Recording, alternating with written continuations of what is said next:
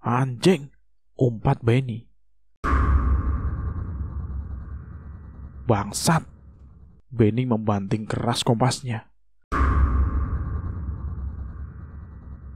Blak, blak, blak.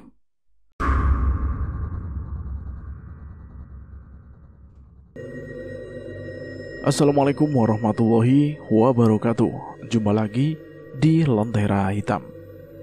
Tentunya masih bersama Bobby yang akan menceritakan kisah misteri pendakian gunung. Bagaimana kabarnya teman-teman semua? Pastinya baik-baik saja, sehat selalu, sukses selalu, dan selalu dimudahkan segala urusannya. Pada kesempatan kali ini, saya akan menceritakan kisah terbaru yang berjudul 5 Orang Terakhir.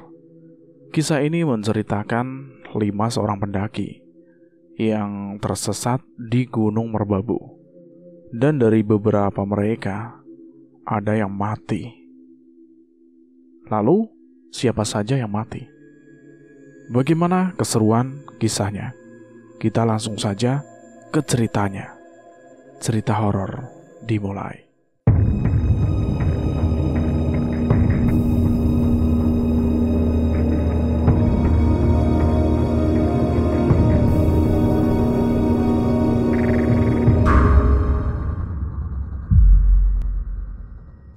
Awan hitam berlayar rendah di langit yang sangat mengerikan.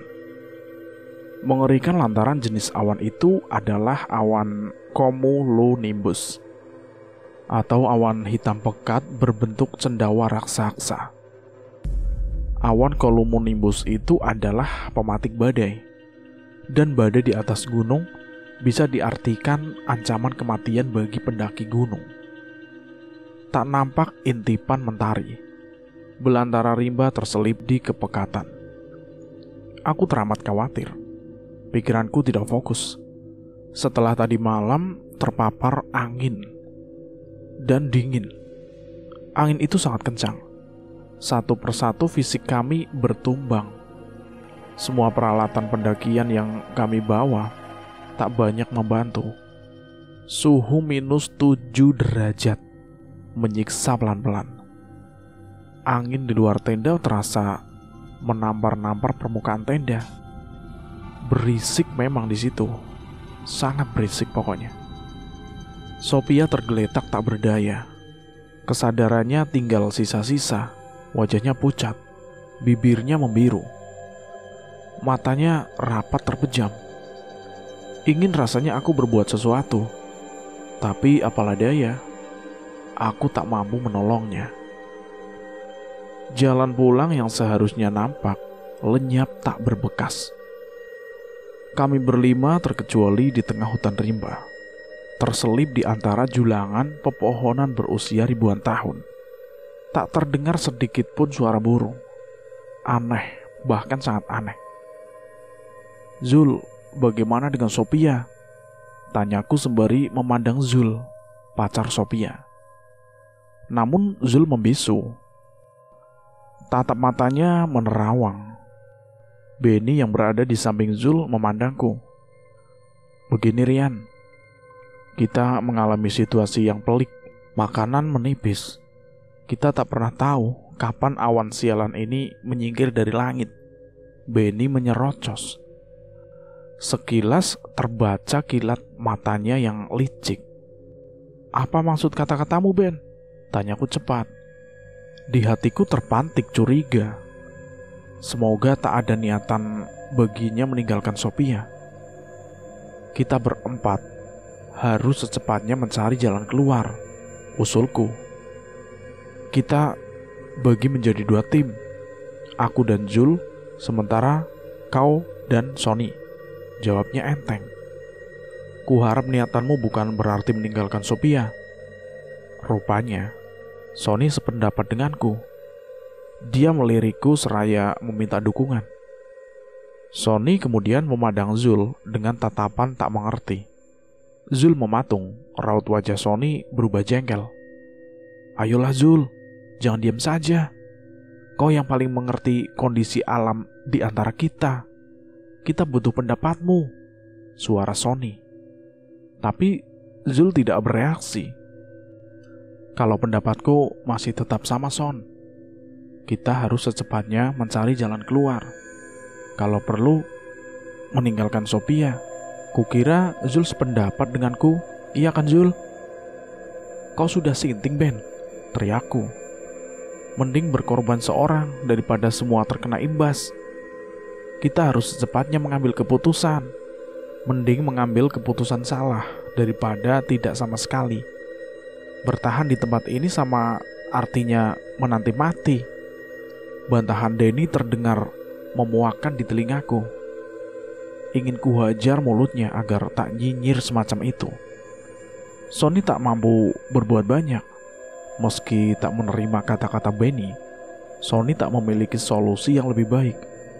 Kurasa dia menumpukan harapan kepada Zul, pemimpin rombongan kami yang kini bersikap tolol. Tidak seperti yang kubuktikan. Konon Zul memiliki segudang pengalaman bertahan hidup di alam bebas. Puluhan gunung didakinya. Repetisi pendakiannya setidaknya ratusan kali. Kononnya lagi, menurut cerita yang membuatku kagum, Zul sempat dinyatakan hilang selama beberapa hari ketika mendaki Gunung Argopuro, yang merupakan jalur pendakian terpanjang di Pulau Jawa.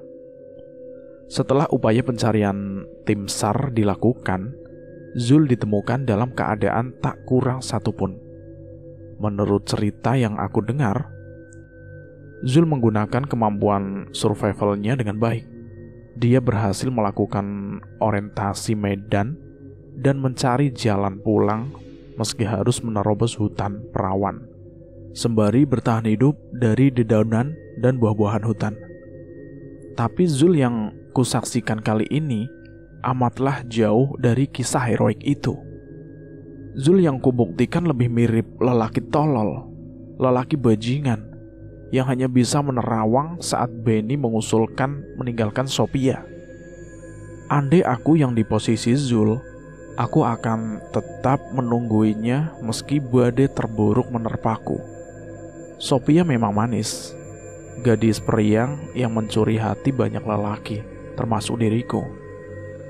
Cantik ibarat bunga, Sophia berasal dari jenis yang terliar, jenis yang selama ini tersembunyi di tempat-tempat tertinggi. Sophia sangat pas jika aku metaforakan secantik bunga Edelweiss, liar, eksotik, mekar di tempat bunga lain yang tak mungkin tumbuh. Sophia adalah segelintir pendaki perempuan yang gemar naik turun memanjati titik-titik tertinggi di muka bumi. Saat pertama kali melihatnya di Sabana Merbabu, aku langsung jatuh hati. Namun tidak seperti Zul, aku tak memiliki keberanian mengungkapkan perasaanku. Sophia akhirnya dipacari Zul. Aku tinggal mengagumi dari jauh.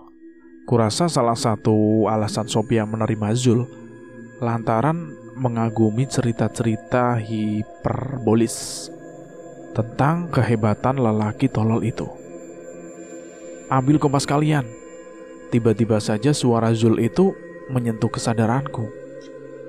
Aku dan Sony berpandangan. Kami lantas meraih kompasnya masing-masing. Bidikan ke pohon pinus itu, pohon yang tertinggi. Suara Zul terdengar gentar saat mengucap. Lagi-lagi aku dan Sony berpandangan tak mengerti. Bidik saja, Son, dan baca hasilnya. Kau juga, Rian. Zul menelan ludah. Bola matanya terlihat pasrah. Aku dan Sony bergegas membidikan kompasku itu ke pohon pinus yang dimaksud. Arah barat, Angel 271, ucapku sambil meniliki jarum kompas.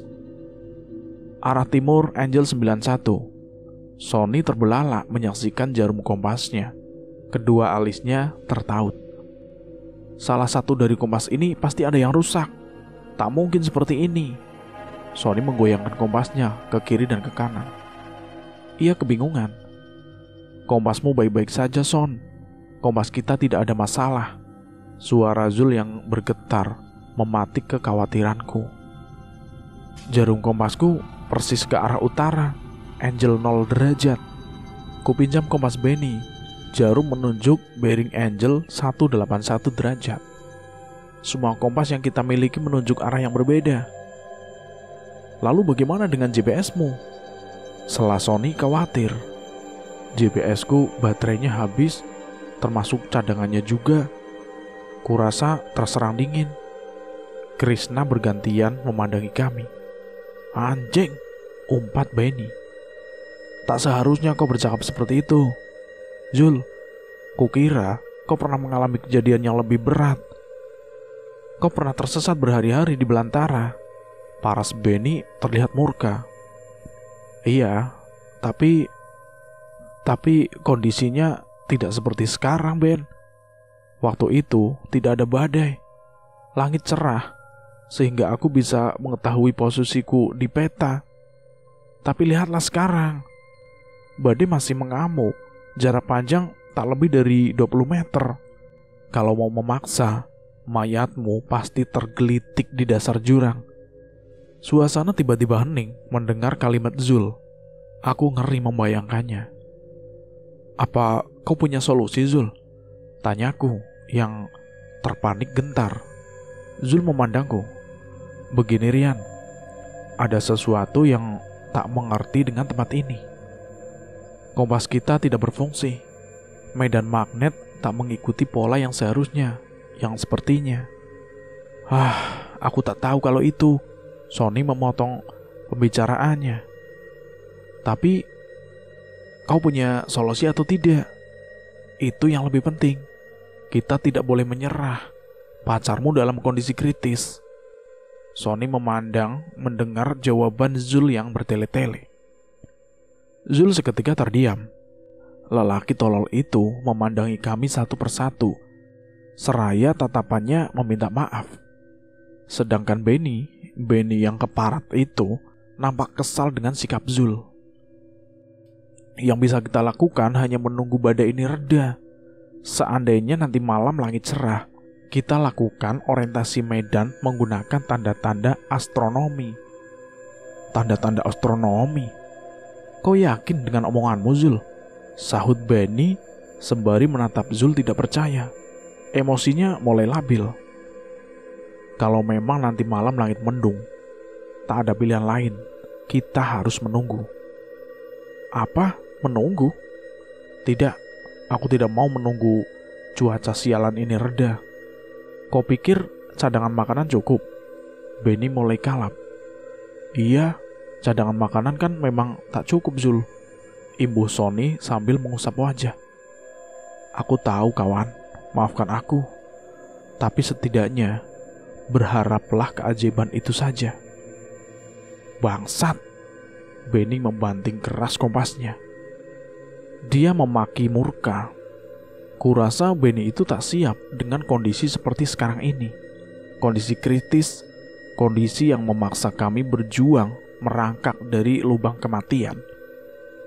Di langit, awan hitam mendadak menumpahkan deraian hujan. Kami berempat seketika meringsut memasuki tenda yang telah porak-poranda lantaran dihajar badai sejak semalam. Dari dalam tenda hembasan angin terasa kuat. Bunyi hamparan angin terdengar begitu kencang. Blak, blak, blak. Tamparan-tamparan tanpa ampun. Secara tak sadar aku menangis. Aku takut. Aku bertingkah seperti pengecut. Terlebih itu, aku tak mampu berbuat banyak untuk Sophia yang sedang berjuang melawan hipotermia. Badai terkutuk, badai bangsat. Bunuhlah aku jika kau mampu. Pikiranku mulai kacau. Pikiranku terserak-serak berantakan, seperti sampah yang ada di tempat sampah. Aku duduk mendekap kaki.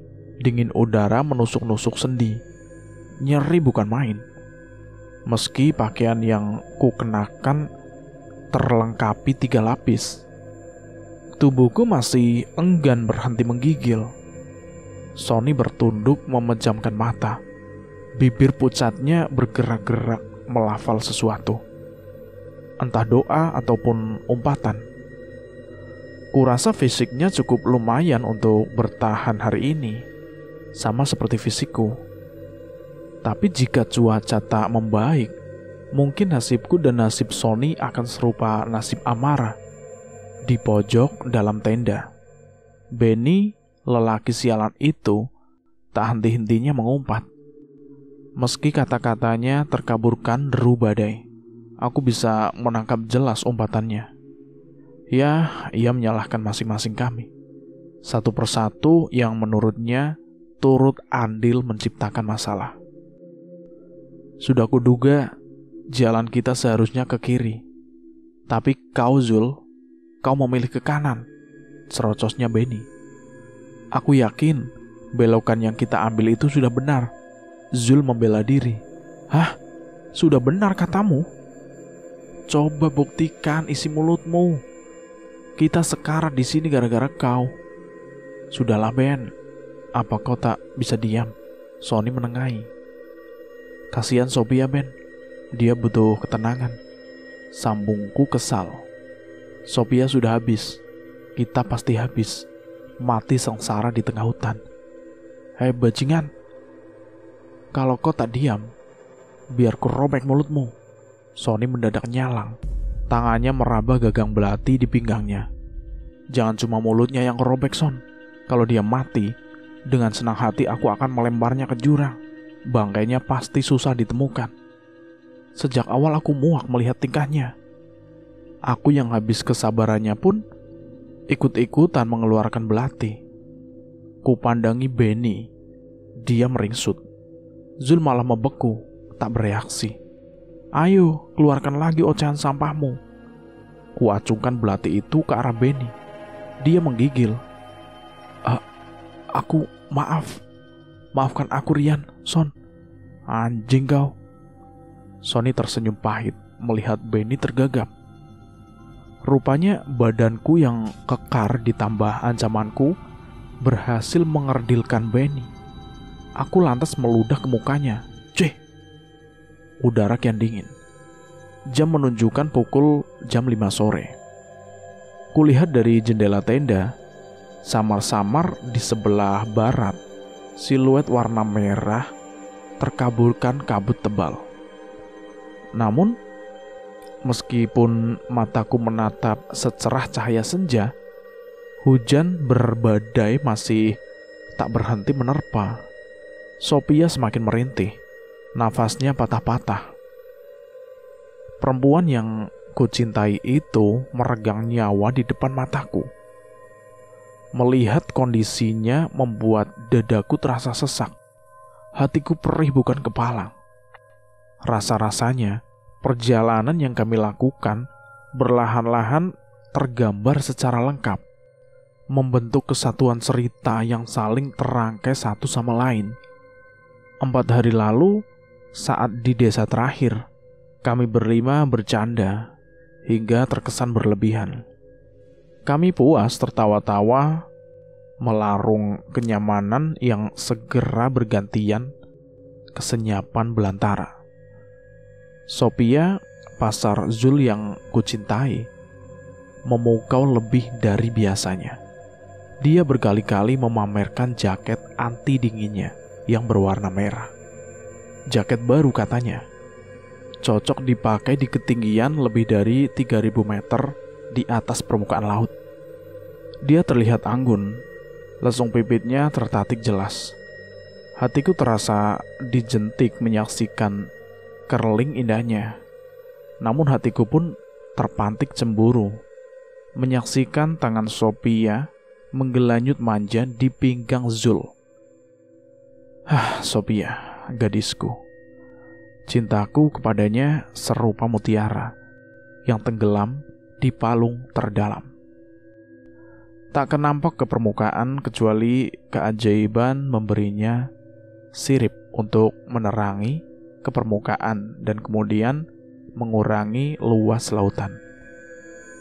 Tak terbayangkan. Saat pertama menapaki jalur pendakian, tak nampak sedikit pun keoportunisan si Benny. Dia nampak baik-baik saja. Bahkan Benny yang baru ku kenal terlihat solider. Konon menurut Sophia, Benny tertarik bergabung lantaran diajak Zul. Benny dan Zul adalah kawan karib semasa SMA. Selama di kaki gunung, perasaan kami terasa sama. Perasaan aneh yang kadang tak terjelaskan.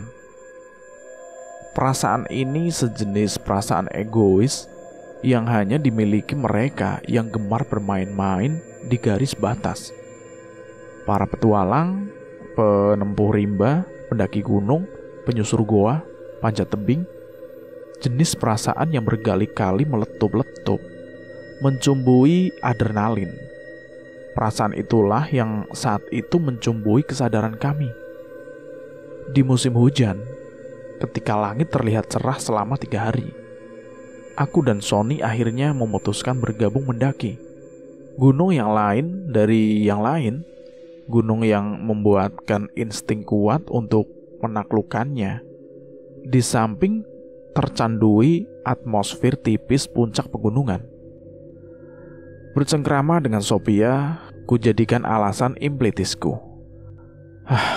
Aku mungkin gila. Aku mencintai perempuan yang menjadi kekasih orang lain. Saat kemudian meninggalkan desa terakhir, kami berlima beriringan menapaki jalan setapak yang cukup terjal. Jalan itu adalah jalan yang membelah perladangan dan hutan pinus di kanan kiri. Amara melangkah di deretan terdepan sambil bersenandung. Zul membuntuti di belakangnya. Sementara di deretan tengah, Benny tak henti-hentinya menceritakan penjelajahannya yang menantang bahaya.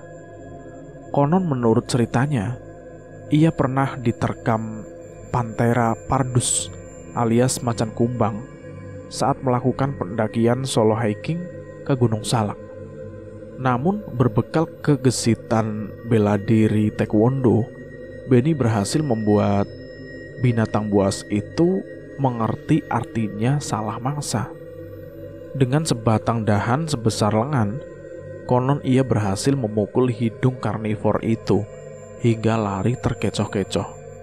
Namun 2 jam kemudian, saat dihantam badai, saat melihat fisiknya pontang-panting menghadapi keterjalan medan pendakian, aku dan Sony merasa seperti keledai. Iya, keparat sialan itu berhasil membuli kami berdua.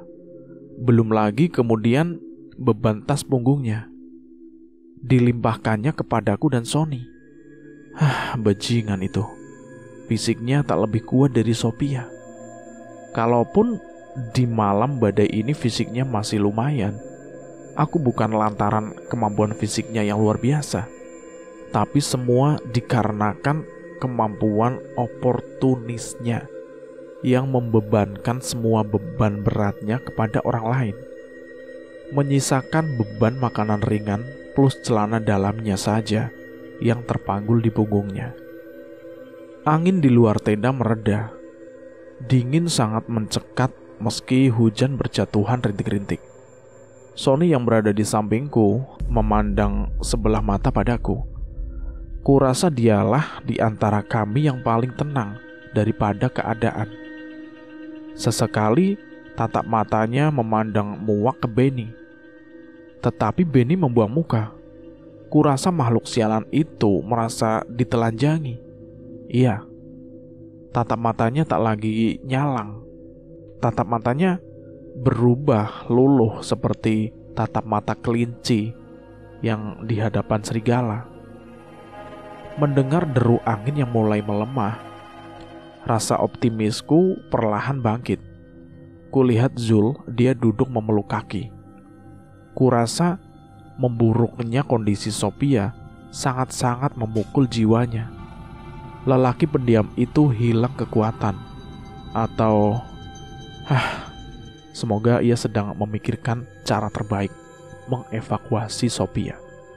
Ku coba mengingat saat-saat yang membuat pendakian kami hilang kendali, dengan harapan semoga menemukan secercah petunjuk untuk menghindari ancaman kematian di belantara.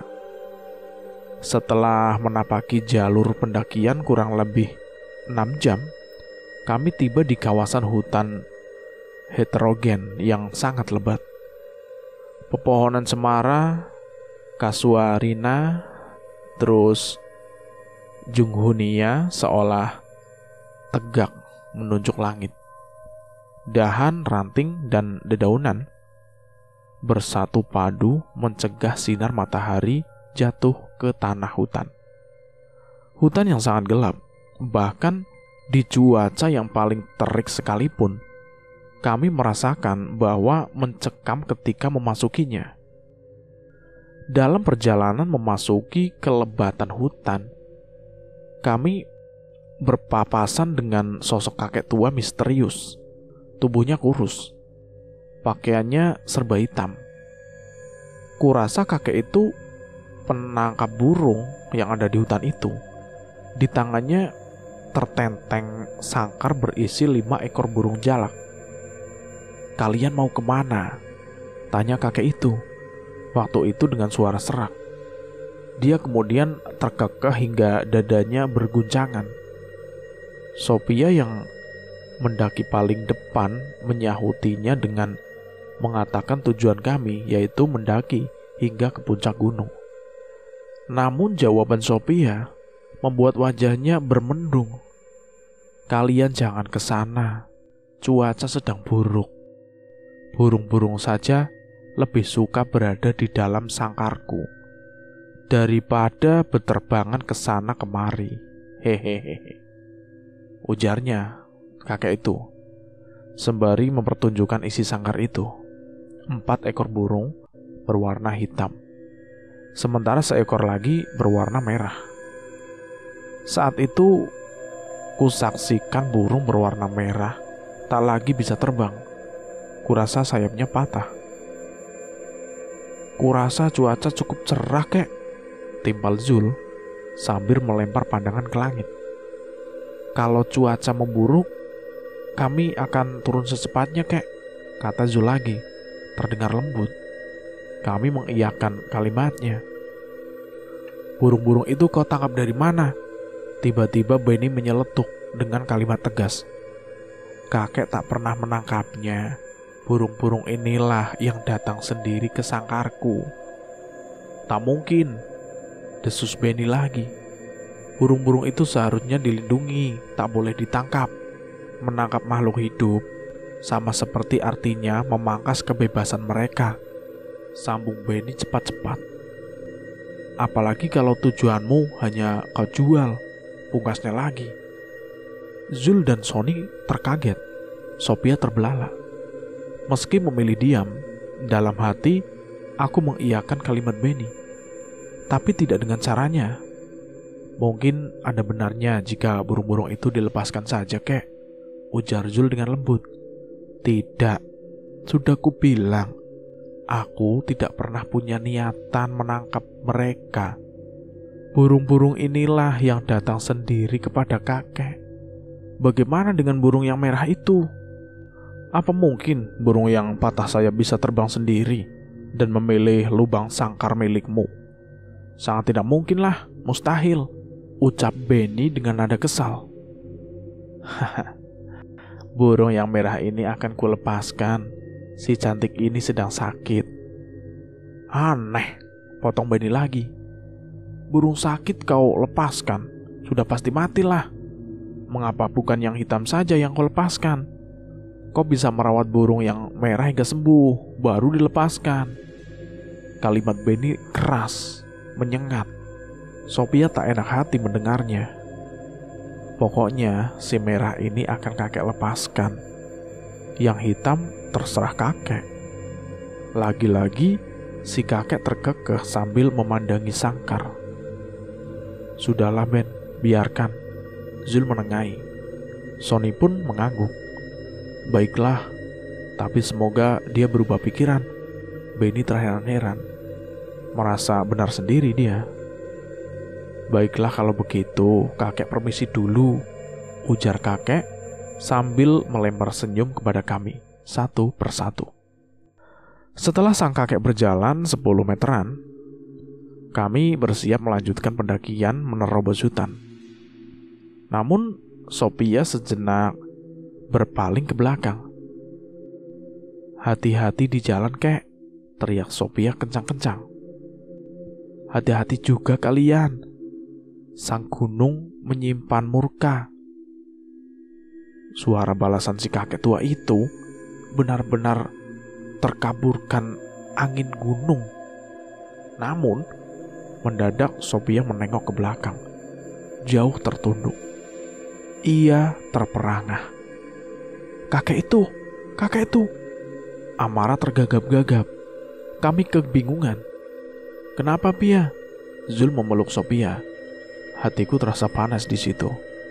Kakek itu melepas burung warna merah, Zul. Burung itu terbang. Burung itu sembuh. Burung yang patah sayap itu terbang.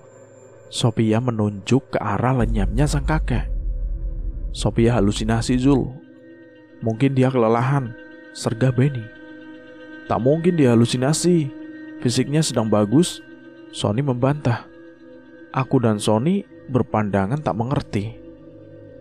Setelah kejadian yang menimpa Sophia, masing-masing kami berupaya menguatkan diri. Kami memilih melanjutkan perjalanan. Hutan belantara lebat, terbelah setapak demi setapak. Tanjakan curaman, gigiran lembah, dan bukit tertoreh pijakan kami yang ringkih di alam raya. Ketakjuban kami merasa bermuara menyaksikan keelokan gunung ini, apalagi di saat cerah. Ketika kami tiba di hamparan padang ilalang yang tak lagi berpohon, dataran rendah di ujung jauh terlihat memukau, bergaris-garis membentuk skematik yang eksotik. Rasa-rasanya saat itu kesuntukanku luluh mencair. Bagai burung elang yang terbang di udara, sayapku terbentang selebar-lebarnya, menjemput kebebasan. Sophia tersenyum manis.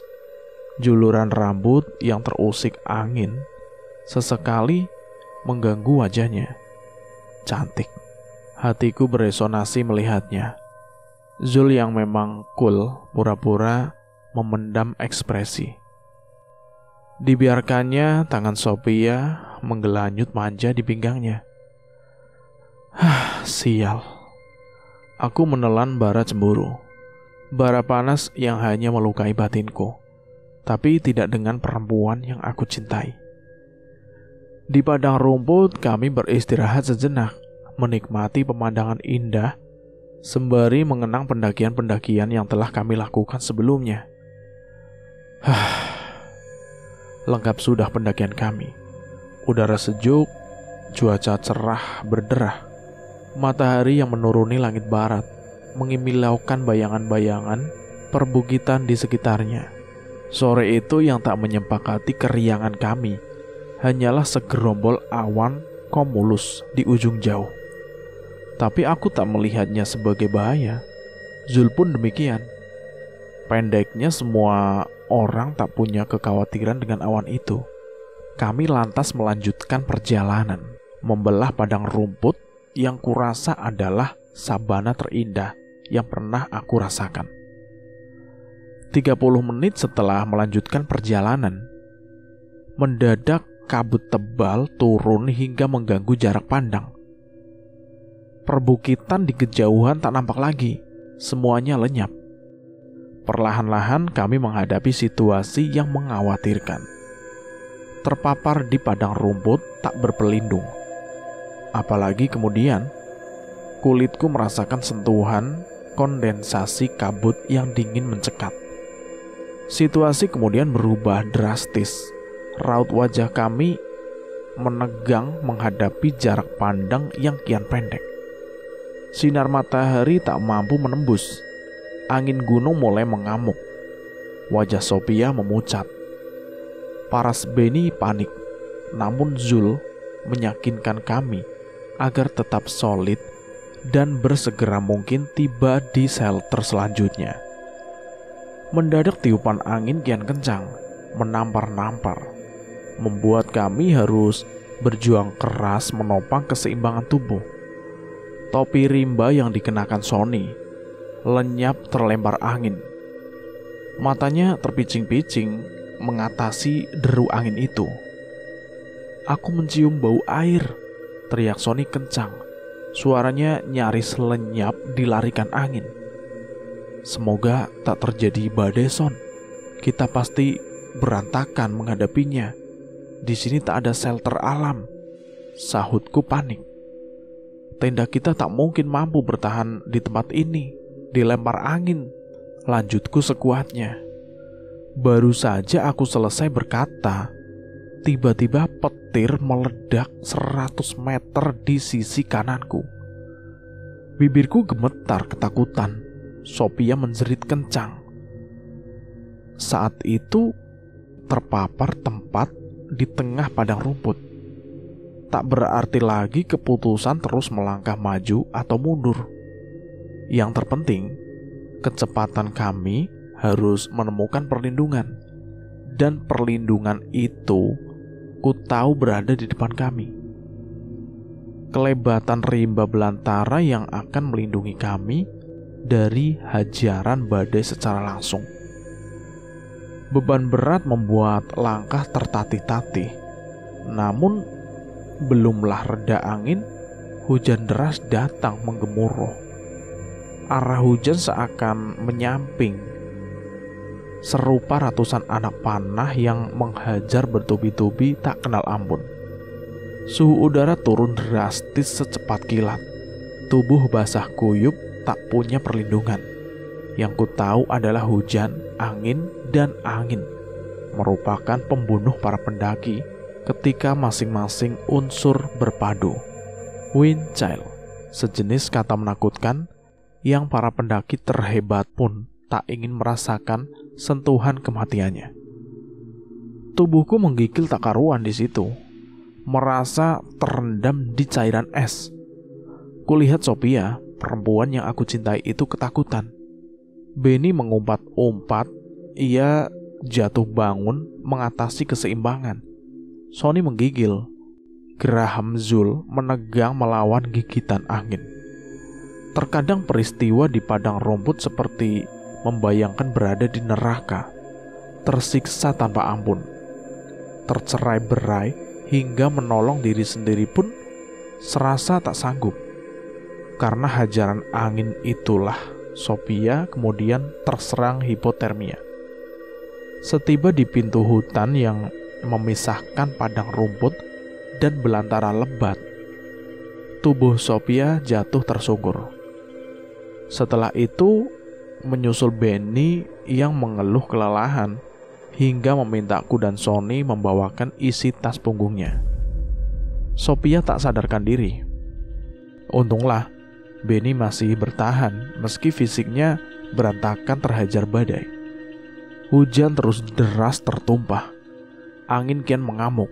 Zul meminta kami lebih jauh menerobos hutan hingga efek badai tak lagi menampar tubuh kami.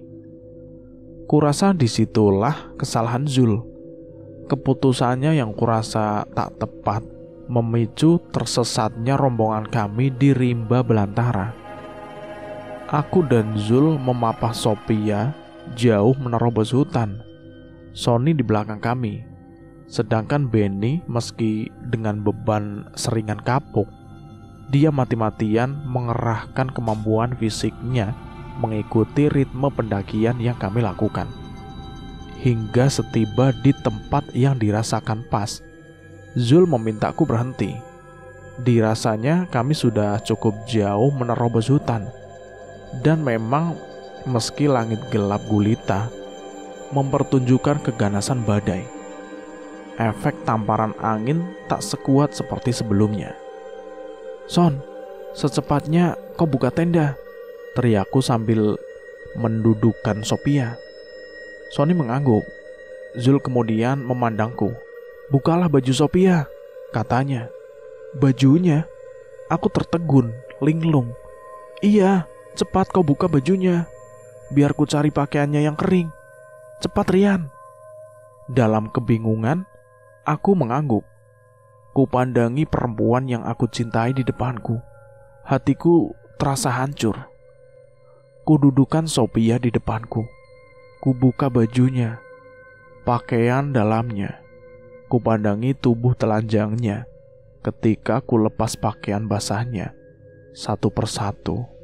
Ya Tuhan, aku menangis, entah kenapa. Namun, tangisanku tersamarkan titik hujan yang jatuh di pipiku. Tenda sudah siap, Son, teriakku sambil jemari menyeka air mata. Ya, kau bawa Sophia kemari. Sony mengangguk sambil membuang wajah. Kurasa dia terlalu sedih melihat kondisi Amara. Bantu aku, Son, cepat, ujarku teriak. Aku dan Sony lantas mengangkat Sophia ke dalam tenda. Sony cepat-cepat meninggalkan aku dan Sophia setelah permintaanku selesai. Lagi-lagi aku menangis. Ku pandangi tubuh Sophia yang putih mulus. Parasnya yang cantik seakan tersembunyikan. Rian, kenakan ke tubuhnya, cepat. Tiba-tiba, Zul memasuki tenda dan mengulurkan pakaian Sophia. Zul kemudian melepas celana Sophia. Seluruh pakaian bawahnya terlucuti. Ku bantu Zul mengenakan celana Sophia. Biarkan Sophia memakai sleeping bagku. Kurasa punyaku lebih hangat dari miliknya. Ku ucap kata-kata itu spontan. Aku tak peduli lagi. Zul pun mengangguk. Tatapannya kosong. Setelah ini, tolong kau panaskan air. Kita harus menghangatkan Sophia, kata Zul terdengar letih. Ia lantas berbaring di samping Sophia, memeluknya, menciumnya. Aku keluar dari tenda dengan perasaan terluka. Pukul 20 waktu Indonesia Barat. Kondisi Sophia kian memburuk. Suhu tubuhnya turun drastis. Gerakan bibirnya terus meracau. Upaya yang kami lakukan untuk membuatnya hangat seolah tidak berhasil. Dalam situasi menunggu seperti sekarang, yang bisa aku lakukan hanyalah berharap keajaiban. Angin badai terdengar lagi. Hujan baru berhenti, malam dingin mencekat. Kesunyian merajalela. Tak terdengar secirit pun binatang hutan di tempat ini. Aneh, semua itu seolah membisu. Kami semua terpekur, terkalahkan. Antara gentar, takut, nyali yang tersisa tinggal seujung kuku. Kulihat samar-samar dari jendela tenda, cemerat cahaya rembulan yang menerobos kelebatan. Aku menyodok Sony yang menunduk menggunakan sikutku. Son, badai sudah berhenti. Apa? Kenapa? Badai berhenti. Gagapnya cepat. Ia setengah sadar. Iya, badai berhenti. Sepertinya langit tak lagi mendung. Kalau memungkinkan, kita lakukan orientasi malam ini menggunakan rasi binatang. Kalau besok pagi aku khawatir kalau badai ngamuk lagi. Jelasku kepada Sony. Sony mengangguk. Zul, badai berhenti. Langit sepertinya cerah. Sony kemudian menggoyang punggul Zul. Kenapa? Langit cerah. Kita harus bergerak malam ini. Zul berbicara seperti tergopoh. Ia lantas mengajak aku dan Sony keluar tenda, meninggalkan Benny yang tengah meringkuk di pojok tenda. Kulihat langit setengah cerah, binatang-binatang yang terselip di sela dedaunan berkedip-kedip. Tapi sayang, kami masih buta dengan situasi sekitar. Bagaimana rencanamu? Tanyaku kepada Zul. Begini, kompas kita kehilangan fungsi di tempat ini. GPS kita juga habis baterai. Tapi kita masih punya 2 altimeter dan 2 salinan peta kontur. Semoga dengan ini kita bisa mencari posisi kita. Zul memandangi kami bergantian, penuh harap. Carilah rasi binatang, Kruk sisi selatan. Kemudian plotlah elevasi yang tertera di altimeter. Kita bisa prediksi posisi dengan kemampuan bernavigasi ke sisi selatan sambil menebak rupa kontur. Apa tidak lebih baik kita bagi menjadi 2 tim? Usul Sony yang memandang Zul. Ya, maksudku memang demikian. Aku menuju ke sana dan kalian menuju ke sana. Zul menunjuk 2 arah yang saling berlawanan. Carilah tempat yang terhalang, kalau memungkinkan di titik tertinggi. Bagaimana dengan Sophia? Apa Benny mau menjaganya? Tanyaku ragu dengan keseriusan. Benny menjaga Sophia. Benny biarlah di sini menjaga Sophia kalau perlu. Tidak, Chris, tidak. Aku tidak mau tinggal di sini. Aku ikut kau. Tiba-tiba dari dalam tenda, Benny berteriak. Aku tak mau menjaga orang sekarat. Sophia tak mungkin selamat, ujarnya enteng. Entah setan apa yang merasukinya. Aku terbelalak, Sony pun demikian. Ingin cepat-cepat ku tarik belatiku dan ku tancapkan di mulutnya. Zul tak bereaksi. Inilah yang kusayangkan darinya. Zul tak membela habis-habisan Sophia yang nyata-nyata itu adalah kekasihnya. Zul malah nampak dungu serupa monyet menelan karbit. Baiklah, kau ikut aku, Ben, ujar Zul. Aku terbelalak. Zul, lo apa-apaan sih? Sophia tak mungkin sendirian lah di sini. Potongku kelap. Mual rasanya mendengar kata-katanya. Sophia sudah tak mungkin selamat. Kondisinya terus memburuk. Kemungkinan bertahan hidupnya sangat tipis, Yan. Saat ini yang penting kita ambil keputusan berdasar skala prioritas. Kita selamatkan yang masih punya harapan. Maafkan aku, Yan. Darahku menggeledak mendengar kata-kata Zul. Emosiku mendidih. Ku tarik belatiku, namun tangan Sony secepatnya mencegahku. Tahanlah, Rian, tahan. Kita semua dalam kondisi labil. Kumohon, jangan memperburuk dengan emosi. Sony berkata selembut mungkin padaku. Aku hanya tak habis pikir dengan isi otak monyet-monyet ini, Son. Mereka menganggap rendah kehidupan Sophia. Anjing. Suaraku bergeteran, melontar emosi. Dadaku terasa sesak. Kini ku tahu watak asli Zul. Sekali lagi, maafkan aku, Yan. Hanya saja, di situasi seperti sekarang, kewarasan otak harus menjadi prioritas, bukannya perasaan. Cukup, Zul. Simpan sampah mulutmu daripada kusumpal dengan belati ini. Tanganku refleks meraba pegangan belati itu. Kumohon, Yan, tahan emosimu. Sekali lagi aku mohon.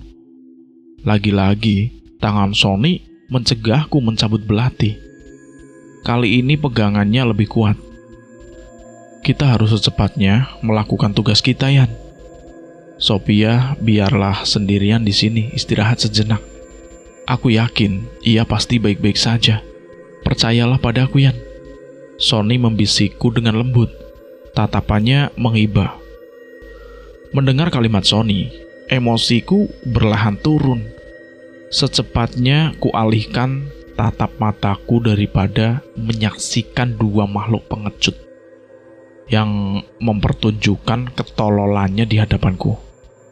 Aku sungguh-sungguh muak dengan semua ucapan monyet-monyet itu. Baiklah, aku dan Benny berangkat, ujar Zul kepada Sony. Mereka mengambil jalan dan segera lenyap menerobos hutan. Mau pergi ke neraka pun aku tak peduli kok, umpatku menyahuti. Sudahlah, Rian, mari berangkat. Tangan Sony memegang pundakku. Kau berangkatlah dulu, Son. Tapi jangan jauh-jauh. Ku pastikan dulu Sophia tidak apa-apa. Ujarku meminta pengertiannya. Baiklah, aku berangkat lebih dulu ya. Pastikan jarakku dan jarakmu tak terpaut jauh. Kau ikuti sinar senterku. Aku mengangguk mengiyakan Sony. Lalu kemudian, Sony bergegas meninggalkanku. Ia mengambil jalan berlawanan dengan jalan yang diambil Zul dan Benny. Malam ini meski badai telah reda, tak kurasakan ketenangan menyelimuti batinku. Malahan kurasa badai yang sepanjang hari mengamuk menghantamiku telah berpindah ke dadaku. Untuk sekejap, ku tengadahkan kepalaku. Aku memejamkan mata. Kuharap cahaya lembut rembulan yang menerobos sela dedaunan mengantar doaku menuju langit, agar Sophia terselamatkan, agar sesegera mungkin kulewati segala kegilaan ini. Kulangkahkan kakiku memasuki tenda yang tak lagi gerak. Kelopak mataku seketika berair. Betapa malang Sophia malam ini.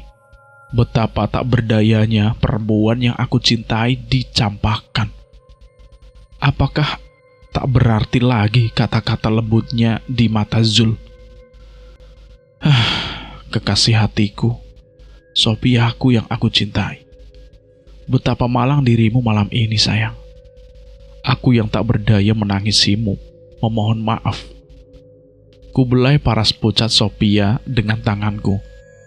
Ia bereaksi, kubelai lagi. Kubelai berkali-kali. Kusibak rambutnya dengan lembut, selembut yang aku bisa. Sophia, maafkan aku. Aku yang mencintaimu dan tak mampu berbuat apa-apa. Kudekatkan bibirku ke telinganya. Aku berbisik selembut mungkin. Aku bersumpah akan menjagamu. Apapun yang terjadi, janganlah kau takut. Biarlah semua beban takutmu, akulah yang menanggungnya. Kita akan keluar dari tempat ini secepat mungkin. Jiwaku mengisak tangis. Dadaku sesak bercampur perih. Ku kecup lembut kening Sophia, ku belai wajahnya sekali lagi. Aku kemudian meninggalkannya dengan lelehan air mata. Ku kejar Sony secepat mungkin. Ayunan langkahku menerobos sela rapat pepohonan, menyeruak, menyibak-nyibak. Ku tahu dari kelebatan sinar senter di depanku, Sony tak seberapa jauh dari posisiku. Sony, teriakku yang mencabut belati. Ku babat batang-batang perdu dengan niatan meninggalkan jejak. Rian, terus saja lurus, sahut Sony dengan suara tinggi. Sudahkah kau temukan posisi bagus? Teriakku lagi. Masih belum nampak, kita harus lebih tinggi mendaki, sahutnya menimpaliku. Hingga tak kurang dari 3 menit, kujumpai Sony tengah bersandar di pohon pinus tinggi besar. Nafasnya terengah-engah. Kurasa hampir mustahil menemukan tempat orientasi yang bagus, ujarnya kepadaku sambil mengatur nafas. Kau yakin tidak ada tempat terbuka? Tanyaku memastikan. Kurasa tak jauh lagi pasti ada. Cuman posisinya merapat jurang. Kau pasti merasakannya udara lebih dingin di seberang sana kan? Di situ pasti bibir jurang. Orientasi di tempat itu sama artinya mempertaruhkan nyawamu. Apa kau ingin kembali, Son? Tanyaku menawarkan.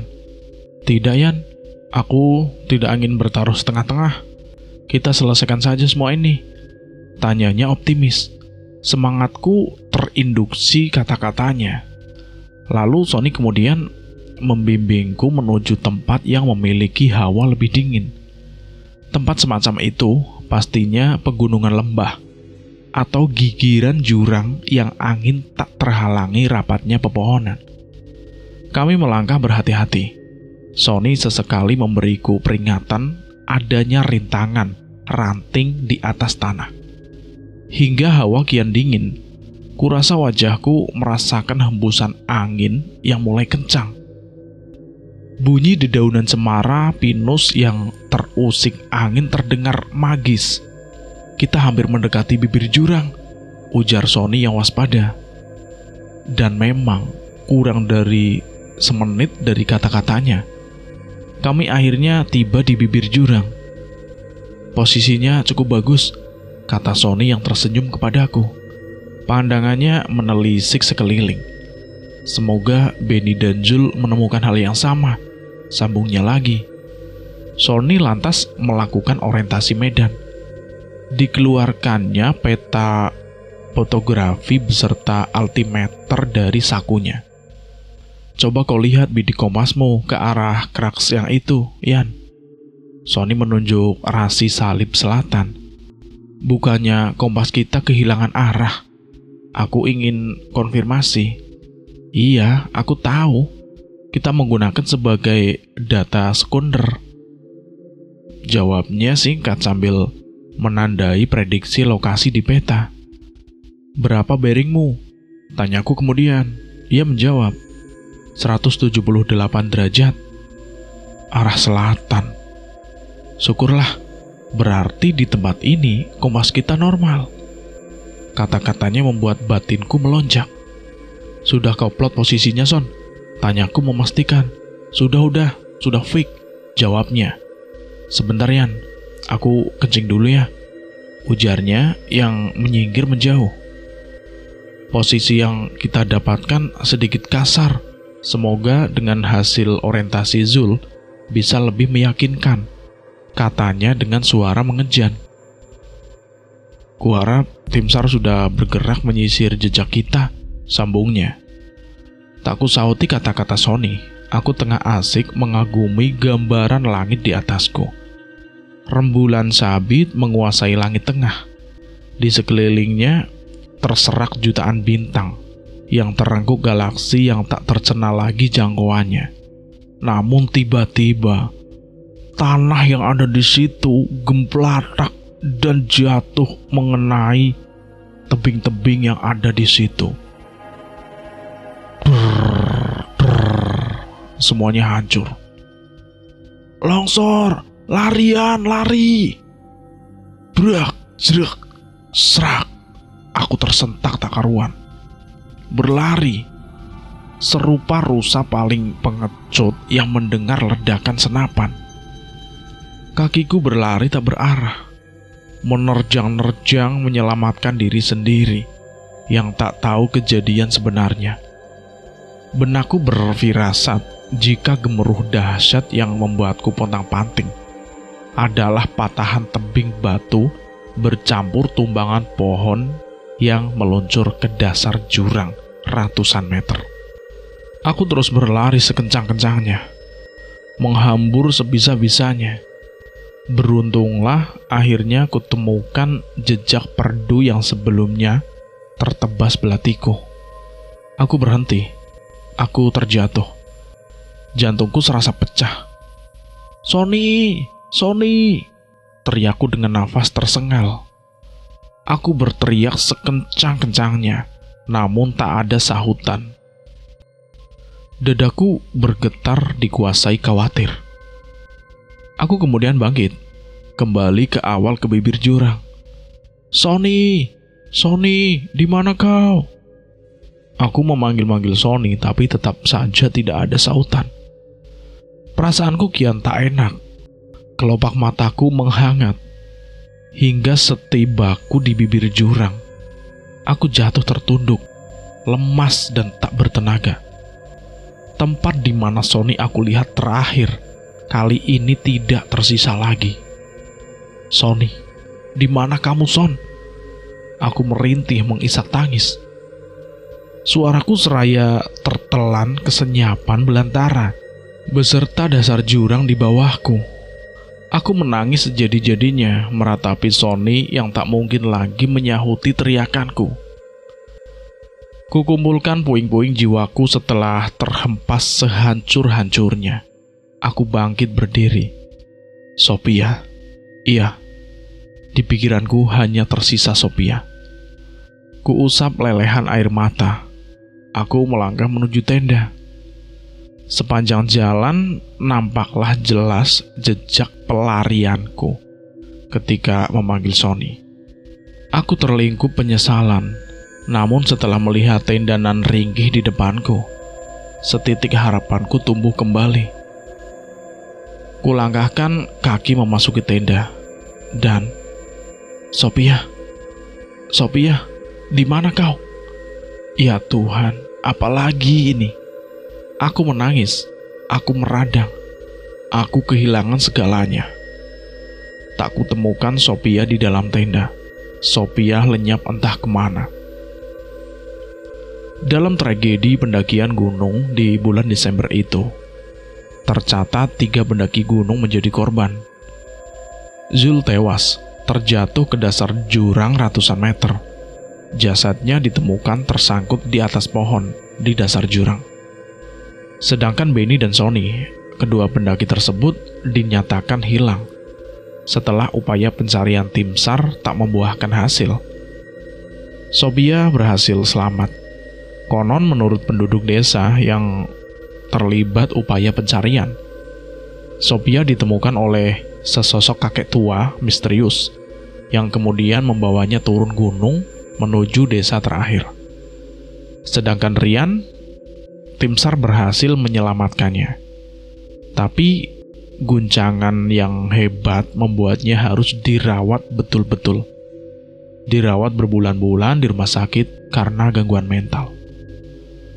Begitulah ceritanya tentang 5 orang terakhir. Bagaimana menurut teman-teman tentang cerita pendakian kali ini? Menurut saya ini sangat menyedihkan ya. Karena saya sebagai pendaki juga, bagaimana rasanya jika saya di tempat seperti itu? Ya, tidak terbayangkan. Oke, terima kasih buat teman-teman semua yang sudah mendengarkan cerita ini. Saya mohon maaf jika ada kesalahan kata. Dan buat teman-teman yang belum mendengarkan episode sebelumnya, alangkah baiknya mendengarkan terlebih dahulu agar mengerti alur ceritanya. Dan saya pamit undur diri. Akhir kata, wassalamualaikum warahmatullahi wabarakatuh.